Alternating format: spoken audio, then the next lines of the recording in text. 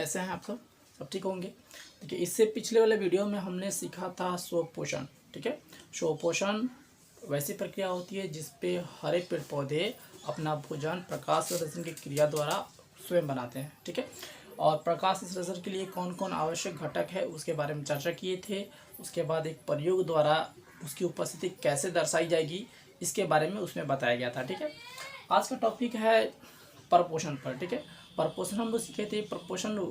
पोषण की वैसी प्रक्रिया होती है जिसमें जीव किसी अन्य जीव पर निर्भर होता है भोजन के लिए। ठीक है, उसको बोलते हैं परपोषण और उस प्रकार के जीव को बोलते हैं परपोषी। ठीक है, तो उसी में देखते हैं हम लोग। ठीक है, कि उसमें पोषण कैसे होता है, कितने स्टेप होते हैं, कैसे कैसे होता है। ठीक है, तो जंतु में पोषण के चरण उसके स्टेप 5 होते हैं। 5 स्टेप में जंतुओं में पोषण होता है। जैसे कि हम लोग जानते हैं हम लोग भोजन क्यों करते हैं। ठीक है, भोजन इसलिए करते हैं ताकि हमको ऊर्जा मिले। ठीक है, यानी कि भोजन को क्या करना रहता है, भोजन को ग्रहण करके भोजन को सभी कोशिकाओं तक पहुंचाना पड़ता है और सभी कोशिकाओं तक पहुंचाने के लिए उसको अलग अलग रास्तों से उसको गुजरना पड़ता है इस भोजन को। ठीक है, तो कैसे स्टेप बाय स्टेप ये भोजन यहाँ से कोशिकाओं तक पहुँचाई जाती है, कैसे कोशिका को मिलती है, इसके बारे में हम लोग देखते हैं। ठीक है, तो उसके लिए 5 स्टेप है, 5 चरण है, 5 मार्ग से होकर ये भोजन गुजरता है। ठीक है, पहला हो गया हमारा अंतर्ग्रहण।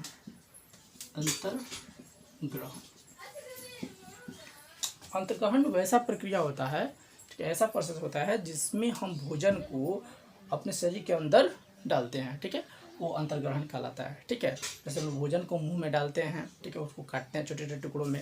ठीक है, तो ये सब हो गए हमारे अंतर्ग्रहण। नेक्स्ट आते हैं पाचन। ठीक है, पाचन, जब भोजन को हम ग्रहण कर लेते हैं तो भोजन के बड़े बड़े अणु होते हैं। ठीक है, और वो घुलनशील नहीं होते हैं, अविलेय होते हैं। ठीक है, तो भोजन के बड़े बड़े अणुओं को यानी अविलेय अणुओं को क्या करते हैं हम लोग, विलेय अणुओं में विखंडित की जाती है। ठीक है, उसको बोलते हैं पाचन। यानी कि पाचन वैसी प्रक्रिया होती है जिसमें भोजन के अविलेय अणु को विलेय अणुओं में तोड़ा जाता है। ठीक है, वो है हमारा पाचन। ठीक है, नेक्स्ट होता है अवशोषण। अवशोषण, ठीक है, यानी कि जब भोजन पच जाता है, जब भोजन का पाचन हो जाता है, उसके बाद पचित भोजन को फिर से अवशोषित कर ली जाती है और रक्त में मिला दिया जाता है ताकि रक्त उसको कोशिकाओं तक पहुंचा सके। ठीक है, यानी कि अवशोषण वैसी प्रक्रिया होती है जिसमें पचित भोजन को रुधिर धारा में यानी रक्त में मिला दिया जाता है। ठीक है, वो प्रक्रिया क्या कहलाता है, अवशोषण होता है। हमने अवशोषण के लिए छोटी आंत जो हमारे आहार नाल में होती है, छोटी आंत में विलाय नामक संरचना होती है जो क्या करती है, पचित भोजन को अवशोषित करके रक्त में मिलाती है। इसके बारे में डिटेल्स हम लोग आगे सीखेंगे, बट अभी के लिए इतना। नेक्स्ट आते हैं स्वांगीकरण। स्वांगीकरण, ठीक है, अब जब भोजन का अवशोषण हो जाता है, ठीक है, अब रक्त क्या करता है, उसको कोशिकाओं तक पहुंचाता है। ठीक है, और कोशिकाओं तक जब भोजन पहुंचती है तब हमें ऊर्जा मिलती है। ठीक है, तो स्वांगीकरण वैसी प्रक्रिया होती है जिसमें भोजन को कोशिकाओं तक पहुंचाकर ऊर्जा प्राप्त की जाती है, वो सब क्या कहलाती है, स्वांगीकरण। ठीक है, नेक्स्ट आते हैं, अब तो भोजन को हमने क्या किया, कोशिकाओं तक पहुंचा दिए। ठीक है, लेकिन भोजन के सभी भोजन में जो संपूर्ण भाग होती है सभी कोशिका के लिए यूज नहीं होती है। ठीक है, कुछ ऐसी भाग होता है जो पचित नहीं होता है, पचता नहीं है। ठीक है, यानी अपचित भोजन जैसे बोल सकते हैं। तो अपचित भोजन का शरीर में कोई कार्य नहीं होता है, इसलिए उसको शरीर से बाहर निकालना पड़ता है। तो निकालने के लिए तो बहिष्करण,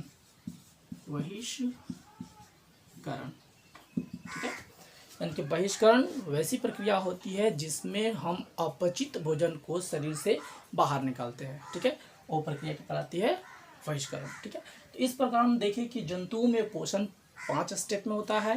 पहला हुआ अंतर्ग्रहण, भोजन को अंदर लिए मुंह के अंदर डालें, उसके बाद उस भोजन का होता है पाचन। ठीक है, पाचन होने के बाद भोजन के अविलेय अणु छोटे छोटे विलेय अणुओं में टूट जाते हैं। फिर उस पचित भोजन का होता है अवशोषण, यानी उसको रक्त में मिल जाते हैं और फिर वह रक्त फिर भोजन को लेकर कोशिकाओं तक पहुंचता है, जिसको हम बोलते हैं स्वांगीकरण। ठीक है। और फिर भोजन का जो वेस्ट मटेरियल होता है, अपचित भाग होता है, उसको फिर से हम शरीर से बाहर निकाल देते हैं। वो प्रक्रिया क्या कहलाता है? बहिष्करण। तो आशा करते हैं कि आपको ये 5 स्टेप समझ में आए होंगे। ठीक है। तो नेक्स्ट देखते हैं हम। देखिए, अब देखते हैं अमीबा में पोषण की प्रक्रिया कैसे होती है। कि हमारे 10th के लिए अमीबा में पोषण बहुत इंपॉर्टेंट होता है, इससे क्वेश्चन आते हैं। ठीक है। तो देखते हैं अमीबा में पोषण कैसे होती है। ठीक है। इससे पहले हम जान लेते हैं अमीबा के बारे में, कुछ जानकारी जान लेते हैं अमीबा क्या है। ठीक है। तो अमीबा एक कोशिकीय प्रोटोजोआ है जो अधिकतर मृदु जल में पाई जाती है, समुद्री जलों में पाई जाती है। ठीक है। एक कोशिकीय होती है, बहुत छोटी होती है। ठीक है। एक साधारण जीव है। ठीक है। लेकिन जंतु में ही आता है।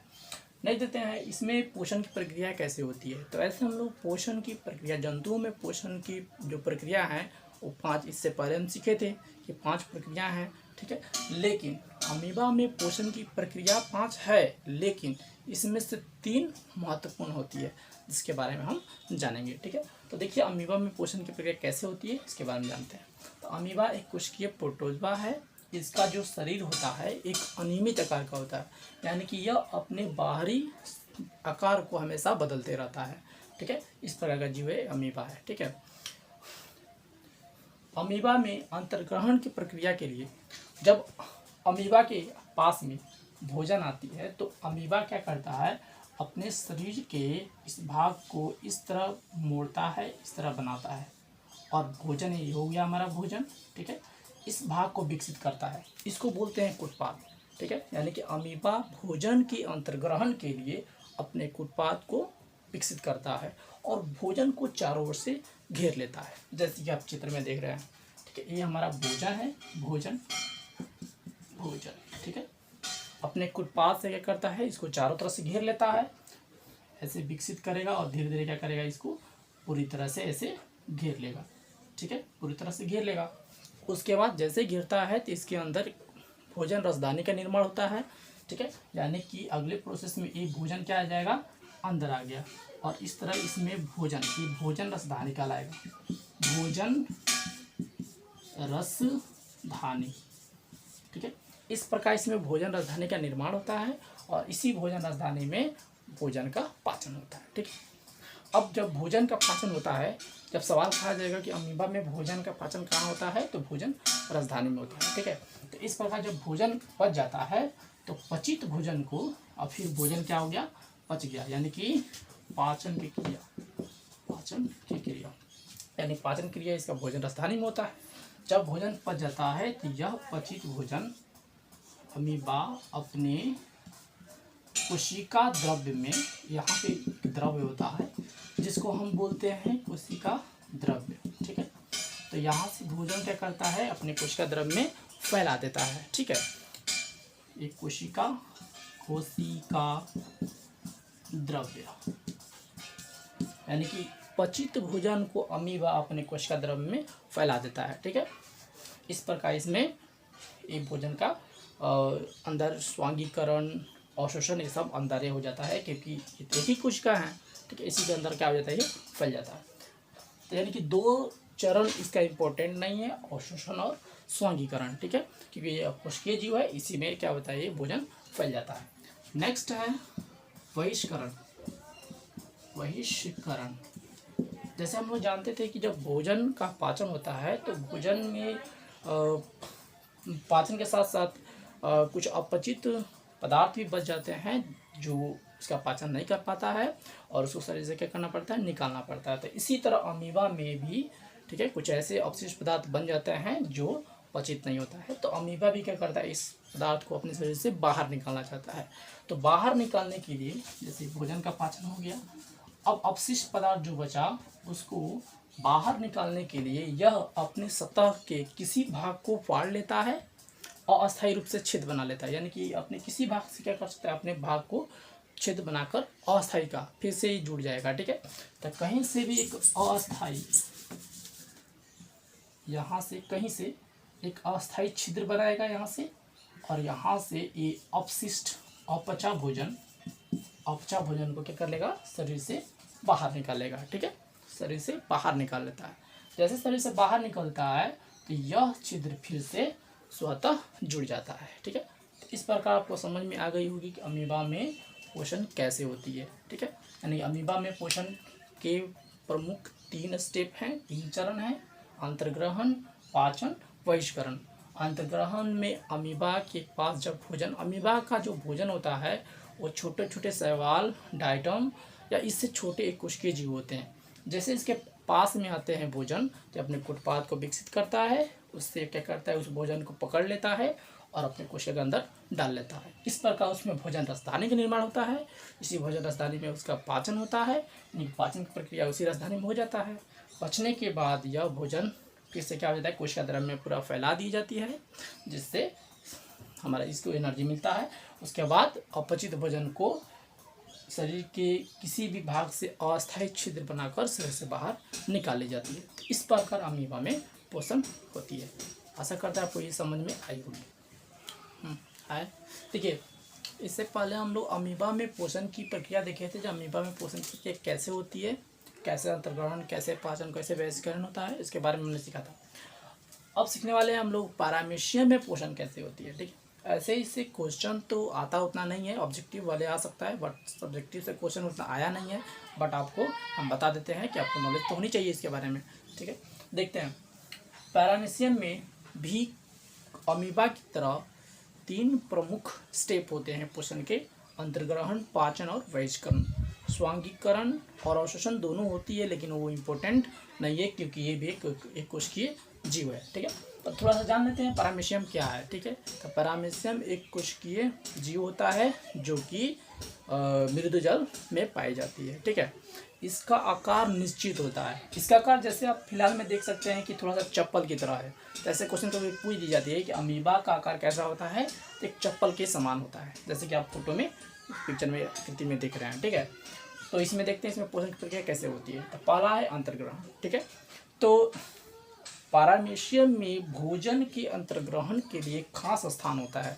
जैसे हम लोग भोजन करने के लिए खास स्थान होता है मुंह। ठीक है, उसी तरह इसमें भी क्या होता है, खास स्थान होता है। ठीक है, इसको बोलते हैं कोशिका मुख। ये जो है यहाँ पर यहाँ से भोजन को अंतर्ग्रहण करता है, तो इसको बोलते हैं हम लोग कोशिका मुख। ठीक है, तो कोशिका मुख के जरिए क्या करता है, भोजन का अंतर्ग्रहण करता है। ठीक है, अब ये भोजन यहाँ आता कैसे है। ठीक है, यहाँ पे भोजन पहुँचता कैसे है। ठीक है, तो इसके लिए बाहर की तरफ देखिए हैं, यहाँ पे एक रोम की तरह से बनाए हैं, इसको बोलते हैं हम लोग सिलिया। ठीक है, यानी कि पैरामीशियम में सिलिया पाई जाती है। इस सिलिया का काम होता है कि इस पैरामीशियम को गति करने में भी हेल्प करता है, और भोजन कहीं भी रहेगा तो क्या करेगा, इसी सिलिया को गति कराकर अपने मुख के पास में पैरामीशियम भोजन को लाता है। यानी कि भोजन को कोशिका मुख तक लाने के लिए यह अपने सिलिया का प्रयोग करता है। ठीक है, यहाँ तक सिलिया का प्रयोग करता है। ठीक है, उसके बाद इस भोजन क्या करता है, यहाँ से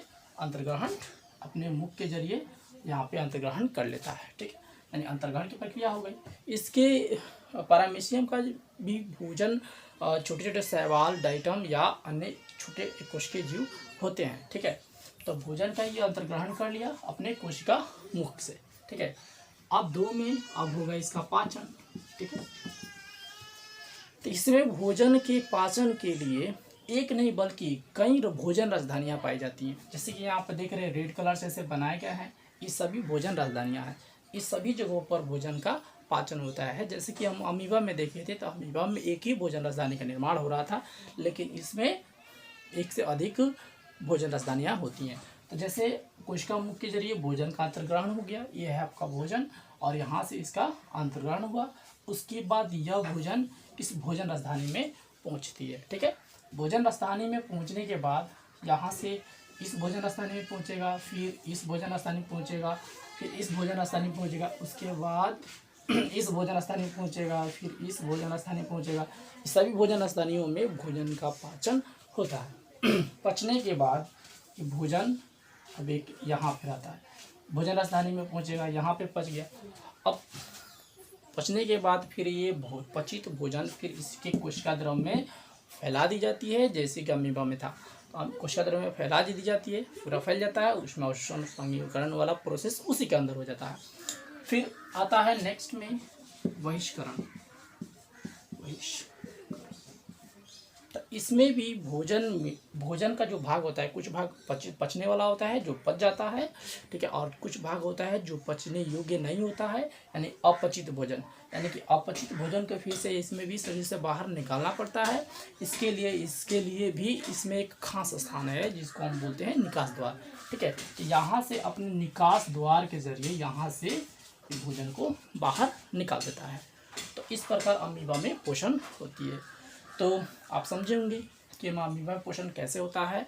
तो देखते हैं, फिर रिव्यू कर देते हैं कि पैरामीशियम में भोजन के पोषण के लिए मुख्य 3 चरण है: अंतर्ग्रहण, पाचन, बहिष्करण। अंतर्ग्रहण में पैरामीशियम भोजन का अंतर्ग्रहण करता है। अंतर्ग्रहण करने के लिए इसमें एक खास स्थान होता है जिसको कोशिका मुख कहते हैं। कोशिका मुख तक भोजन इस सिलिया के गति के कारण आता है। फिर जब भोजन का अंतर्ग्रहण हो जाती है तो इस भोजन का पाचन अलग अलग भोजन रसदानियों में होती है, जैसे यहाँ पे देख सकते हैं, ठीक है। इसमें दो से अधिक या एक से अधिक भोजन रसदानियाँ पाई जाती है। इन भोजन रसदानियों में भोजन का पाचन होने के बाद पचित भोजन फिर कोशिका द्रव्य में फैला दी जाती है, और जो अपचित भोजन होता है उसको भी शरीर से बाहर निकालने के लिए खास स्थान होता है जिसको निकास द्वार बोलते हैं, और इसके जरिए ये अपचित भोजन शरीर से बाहर निकल जाता है। तो इस प्रकार आपको समझ में आया होगा कि पैरामीशियम में पोषण क्रिया कैसे होती है।